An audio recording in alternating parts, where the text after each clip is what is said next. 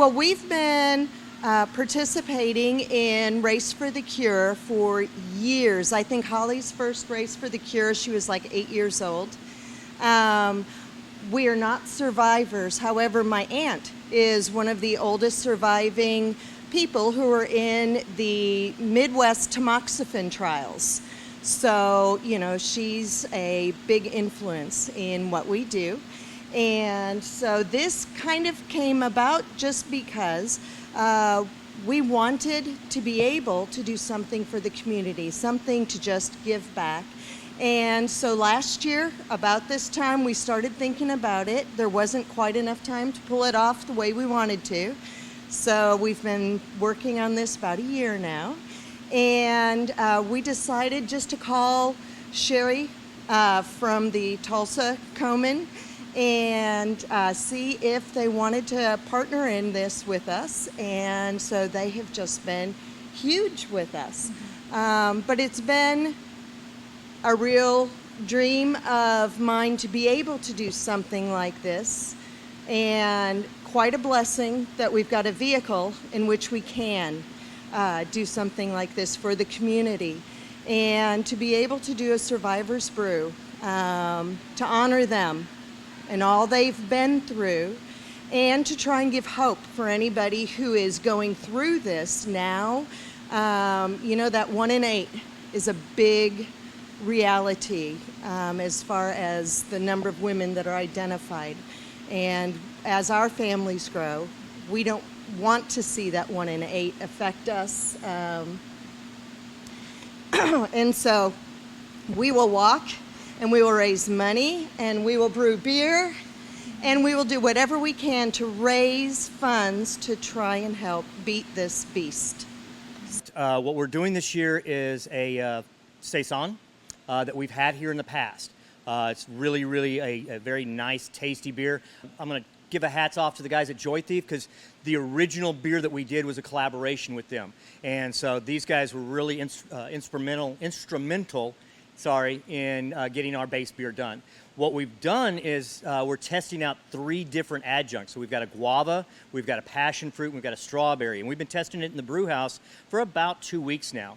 And we've got a neck and neck race. And so the ladies out here are going to make the decision today whether it's going to be a strawberry or if it's going to be passion fruit as the beer that comes out. Today was really getting all these women together. That was what these 2 guys did for me. They rounded everybody up. It's a little like herding cats, because if you brew, you've got things that have to happen at a certain time and a certain time, and there's a lot of storytelling going on, a lot of people getting together. These are true heroes, because you have survivors right now that have gone through this, and you've got these people that are supporting, and they are massively, massively strong women. And that's what we wanted to do. Was I wanted to be able to go, these are strong women. I just have a chance to give them a project to play with. And they're so far doing a great job.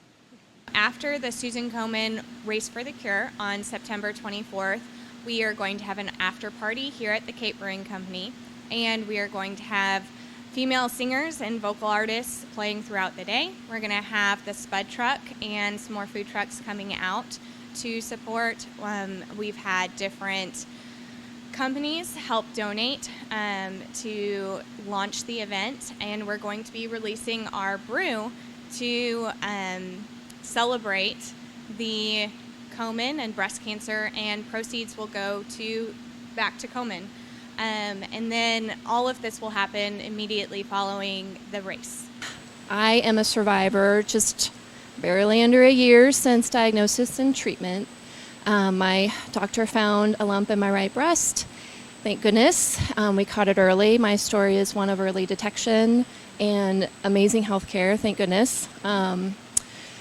And after about 8 weeks of tests and doctor visits and, all the things that we go through, biopsies and mammograms and MRIs and all the scans, I chose to do a bilateral mastectomy to reduce my chances of recurrence. And I was fortunate that, I didn't have to undergo any kind of chemo or radiation. And now I just am going through, medication treatment.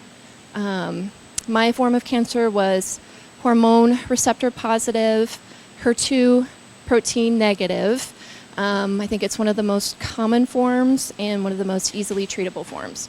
So I'm very grateful for all the support of new friends and family and community. Never felt so much support in my life, and it's been great. Sorry.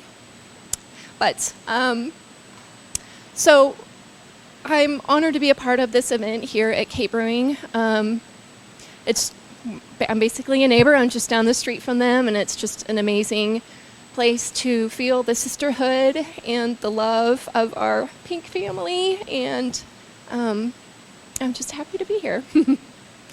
I am a 21-year breast cancer survivor.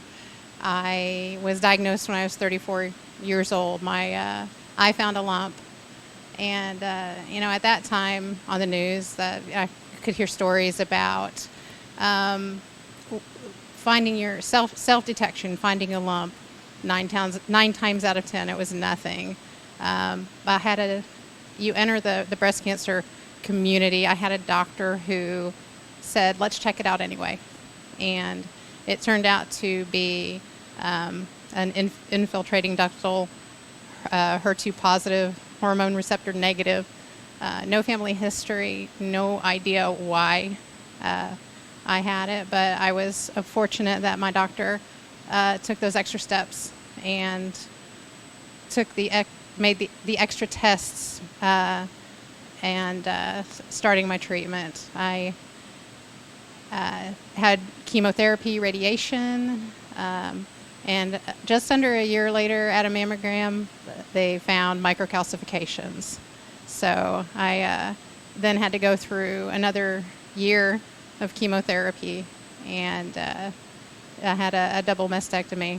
And I was involved in the local Komen Race for the Cure, and about 4 years ago, I met my friends from Cape Brewing here through the walk in San Diego, the 3-day walk, and have stayed with them ever since. Again, this breast cancer community is an amazing community. They take you in, they are involved in your life, and the love and support is amazing.